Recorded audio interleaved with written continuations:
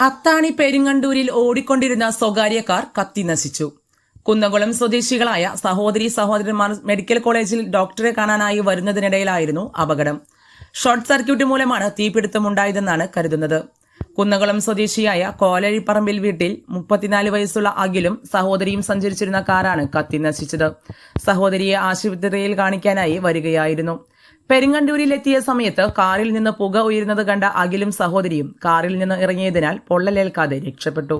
യാത്രികർ വാഹനം ഒതുക്കി നിർത്തി പുറത്തേക്കിറങ്ങിയ വശം തീ ആളിപ്പടർന്ന് വാഹനം പൂർണ്ണമായും കത്തിനശിച്ചു.